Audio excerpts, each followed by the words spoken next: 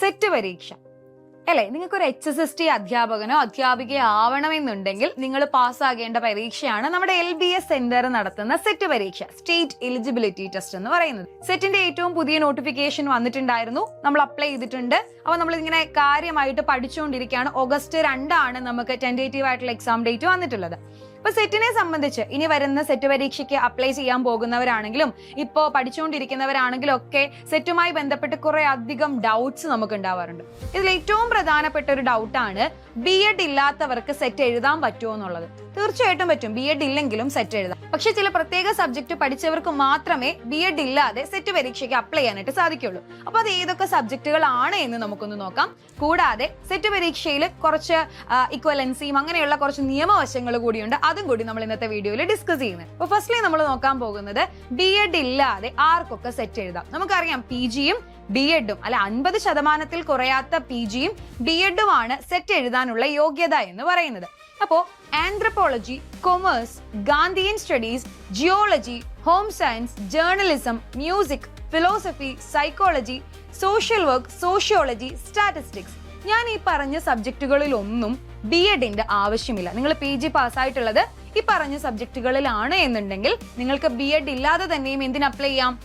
Set പരീക്ഷയ്ക്ക് apply ചെയ്യാനായിട്ട് സാധിക്കുന്നതാണ്. അപ്പൊ ഇവർക്കൊക്കെയാണ് B.Ed ഇല്ലാതെ സെറ്റ് എഴുതാൻ സാധിക്കുന്നത്. അപ്പൊ നിങ്ങളുടെ കൂട്ടത്തില് ഈ വിഷയങ്ങളിലൊക്കെ PG കഴിഞ്ഞവരുണ്ടെങ്കിൽ നിങ്ങൾക്ക് അധ്യാപകരാകാൻ, പ്രത്യേകിച്ചും ഹയർ സെക്കൻഡറി അധ്യാപകരാകാൻ താല്പര്യമുണ്ടെങ്കിൽ B.Ed ഇല്ല എന്നോർത്ത് വിഷമിച്ചിരിക്കേണ്ട. നിങ്ങൾക്ക് B.Edന്റെ ആവശ്യമില്ല, സെറ്റിന് പോയിട്ട് ഡയറക്ട്ലി അപ്ലൈ ചെയ്യാവുന്നതാണ്.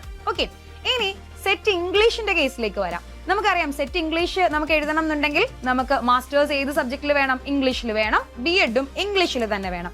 പക്ഷേ നിങ്ങൾക്ക് മാസ്റ്റേഴ്സ് ഡിഗ്രി ഉള്ളത് കമ്മ്യൂണിക്കേറ്റീവ് ഇംഗ്ലീഷിലാണെന്ന് കരുതുക, B.Ed നിങ്ങൾക്ക് ഇംഗ്ലീഷിലും ഉണ്ട്. അങ്ങനെയാണെങ്കിലും നിങ്ങൾക്ക് സെറ്റ് ഇംഗ്ലീഷ് എഴുതാനായിട്ട് സാധിക്കുന്നതാണ്. ഇനി ബയോടെക്നോളജിയിൽ PG ചെയ്തിട്ടുള്ളവര്, നിങ്ങൾ ബയോടെക്നോളജിയിൽ 50% കുറയാത്ത മാർക്ക് വാങ്ങിയിട്ട് PG പാസ്സായി, അതോടൊപ്പം നിങ്ങൾ B.Ed നാച്ചുറൽ സയൻസിൽ ചെയ്തു എന്ന് കരുതുക, നിങ്ങൾക്കും എന്ത് ചെയ്യാം? സെറ്റ് ബയോടെക്നോളജിക്ക് അപ്ലൈ ചെയ്യാവുന്നതാണ്. അപ്പൊ ബയോടെക് PGക്ക് പഠിച്ചു, B.Ed നാച്ചുറൽ സയൻസിൽ ചെയ്തു, നിങ്ങൾക്ക് സെറ്റ് ബയോടെക്നോളജിക്ക് അപ്ലൈ ചെയ്യാവുന്നതാണ്. ഇനി ലാംഗ്വേജ് വിഷയങ്ങളിൽ, പ്രത്യേകിച്ച് അറബി, ഉറുദു, ഹിന്ദി പോലെയുള്ള ലാംഗ്വേജ് വിഷയങ്ങളിൽ B.Ed വേണമെന്ന് നിർബന്ധമില്ല. നിങ്ങൾക്ക് ലാംഗ്വേജിൽ ഈ പറഞ്ഞ ലാംഗ്വേജുകളിലുള്ള DLED, ഡിപ്ലോമ ഇൻ എലമെന്ററി എഡ്യൂക്കേഷനോ ലാംഗ്വേജ് TTCയോ ഉണ്ടെങ്കിൽ അവിടെ B.Edന്റെ ആവശ്യമില്ല. അറബി, ഉറുദു, ഹിന്ദി പോലുള്ള ലാംഗ്വേജുകൾക്കാണ് ഈ ഒരു പ്രൊവിഷൻ ഉള്ളതെന്ന് ഓർക്കുക. ഇനി ഹിന്ദിയുടെ കാര്യത്തിൽ ഒരു അഡീഷനും കൂടിയുണ്ട്. ദക്ഷിൺ ഭാരത ഹിന്ദി പ്രചാർ സഭ നടത്തുന്ന B.Ed ഇൻ ഹിന്ദിയാണ് നിങ്ങൾ ചെയ്തിട്ടുള്ളതെങ്കിൽ നമ്മുടെ കേരളത്തിലെ എല്ലാ യൂണിവേഴ്സിറ്റികളും ഈ B.Ed കോഴ്സിനെ ഇക്വലൻസി കൊടുത്തിട്ടുണ്ട്. ഈ കോഴ്സാണ് നിങ്ങൾ പാസ്സായിട്ടുള്ളതെങ്കിൽ നിങ്ങൾക്ക് ഹിന്ദിയിൽ സെറ്റ് പരീക്ഷ എഴുതാൻ കഴിയുന്നതാണ്. ഇനി നമ്മൾ PG പാസ്സായിട്ടുള്ളത് എല്ലാവരും ഇപ്പൊ റെഗുലർ പോയി പഠിച്ചിട്ടുള്ളവരാവണം എന്നില്ല അല്ലെ, കറസ്പോണ്ടൻസ് ആയിട്ടോ അല്ലെങ്കിൽ ഓപ്പൺ യൂണിവേഴ്സിറ്റിയിലോ ഒക്കെ പഠിച്ചിട്ടുള്ളവരുണ്ടായിരിക്കും PG. അപ്പോ നിങ്ങൾ ഏത് യൂണിവേഴ്സിറ്റി, കേരളത്തിനകത്തോ പുറത്തോ ഉള്ള ഏത് യൂണിവേഴ്സിറ്റികളിലും കറസ്പോണ്ടൻസ് ആയിട്ടോ ഓപ്പൺ യൂണിവേഴ്സിറ്റി സംവിധാനത്തിലോ ആണ് PG പാസ്സായിട്ടുള്ളതെങ്കിൽ ഒരു കാര്യം ആലോചിക്കുക, നിങ്ങൾ പഠിച്ച യൂണിവേഴ്സിറ്റിക്ക് ഇക്വലൻസി സർട്ടിഫിക്കറ്റ് കേരളത്തിലെ ഏതെങ്കിലും യൂണിവേഴ്സിറ്റികൾ തരുന്നുണ്ടോ എന്ന് നോക്കുക. അങ്ങനെ തരുന്നില്ല എന്നുണ്ടെങ്കിൽ നിങ്ങൾക്ക് സെറ്റ് എഴുതാനായിട്ട് പറ്റില്ല, സെറ്റിന് നിങ്ങൾ എലിജിബിൾ അല്ല എന്ന് മനസ്സിലാക്കുക.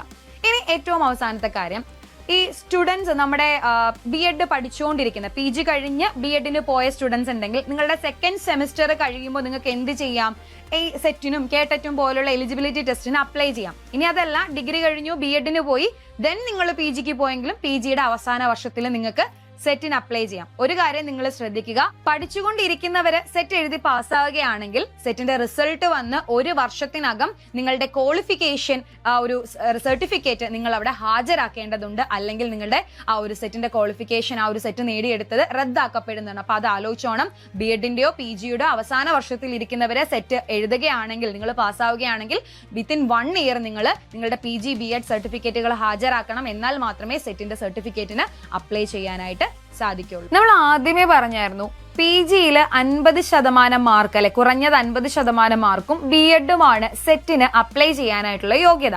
പക്ഷേ SC/ST വിഭാഗക്കാർക്ക് ഒരു 5% മാർക്ക് ഇളവ് കൂടി ഇവിടെ LBS സെന്ററിൽ പറയുന്നുണ്ട്. അതായത് നമുക്ക് 45% മാർക്ക് SC/ST വിഭാഗക്കാർക്ക്, PGക്ക് 45% മാർക്ക് മതി മിനിമം.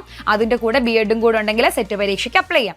അപ്പോൾ സെറ്റിന് അപ്ലൈ ചെയ്യാൻ ആർക്കൊക്കെ പറ്റും, ആർക്കൊക്കെ പറ്റില്ല, ഏതൊക്കെ വിഷയത്തിലുള്ളവർക്ക് പറ്റും പറ്റില്ല എന്നുള്ള കുറേ ഡൗട്ട്സ്, കൺഫ്യൂഷൻസ് നിങ്ങൾക്ക് ഉണ്ടായിട്ടുണ്ടായിരിക്കും. അപ്പോൾ അത് ഈ വീഡിയോയിൽ റെക്ടിഫൈ ചെയ്യാൻ പറ്റിയെന്നാണ് ഞാൻ വിശ്വസിക്കുന്നത്. ഇപ്പൊ സെറ്റുമായിട്ടോ കേട്ടറ്റുമായിട്ടോ സീറ്ററ്റുമായിട്ടോ അങ്ങനെ എലിജിബിലിറ്റി ടെസ്റ്റുകളുമായി ബന്ധപ്പെട്ട എന്ത് സംശയങ്ങളുണ്ടെങ്കിലും നിങ്ങൾ കമന്റ് ബോക്സിൽ ചോദിക്കുക.